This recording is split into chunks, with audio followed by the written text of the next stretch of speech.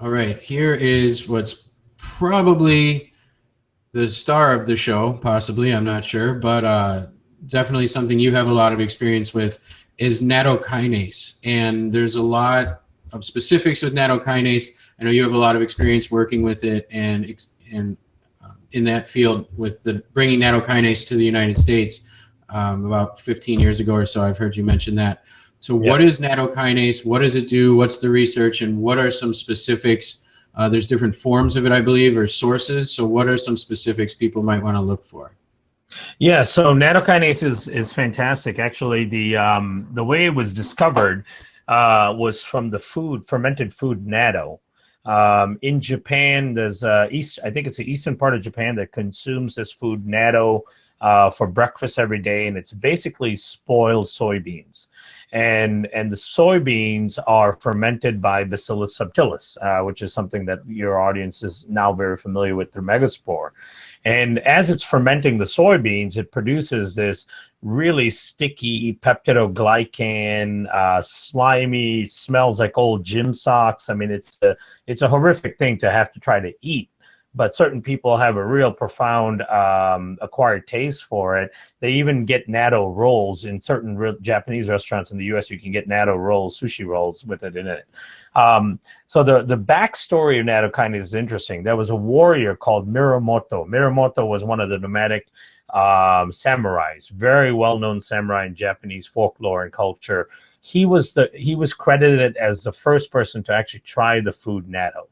And so they always say it took the bravery of a samurai to try to eat that food because it's so horrifically the smell and the taste of it.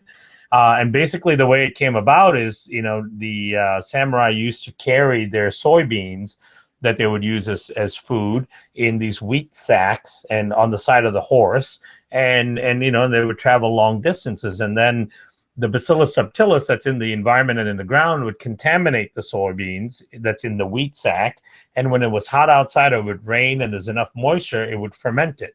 So they would open up the wheat sack that's carrying the soybeans and find it to be spoiled. And they started the samurai started feeding the spoiled soybean to their horses first because of course they didn't want to eat it. And what they found was their horses were getting significant benefits from it. They were seeing increased strength and endurance and all that stuff. So Miramoto was the first samurai to actually dip his finger and try the natto himself. And it became a traditional food in Japan for the last 2,000 years. Japanese doctors actually prescribe the food natto for a number of indications. Number one, they prescribe it for high blood pressure. Number two, they prescribe it for preventing senile dementia. They prescribe it for high viscosity in blood, which is something interesting we'll talk about. And then they also prescribe it for people who tend to have a high state of blood coagulation. So they are pro-coagulant and they develop DVTs and things like that. So what nattokinase is the main enzyme that's found in this food natto. It was isolated and studied by a doctor named Dr. Hiroshi Sumi.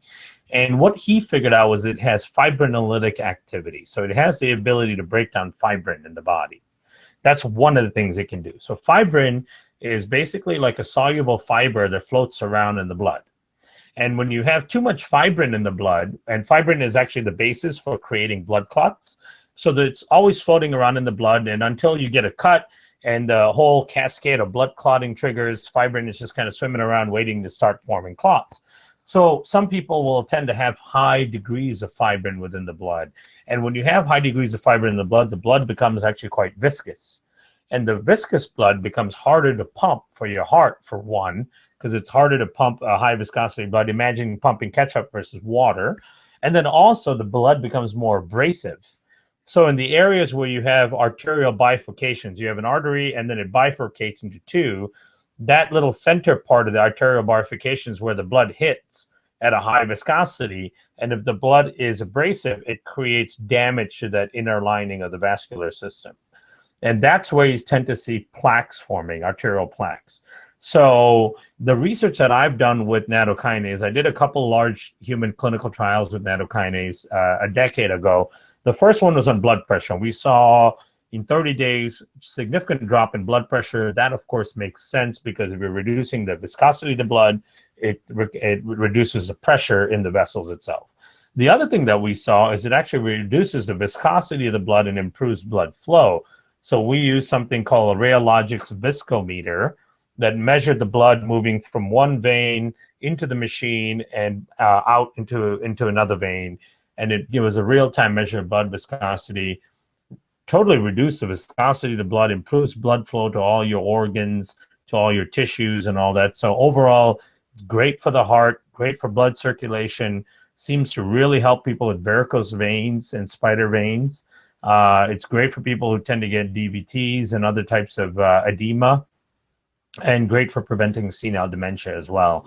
And in all my studies, we found NSKSD is a brand of nattokinase that meets the original nattokinase that was discovered by Dr. Sumi the most. There are a lot of fake nattokinases out there, which is unfortunate. So if you see a product that says nattokinase on it, you can potentially be buying one with one of the many fake nattokinases.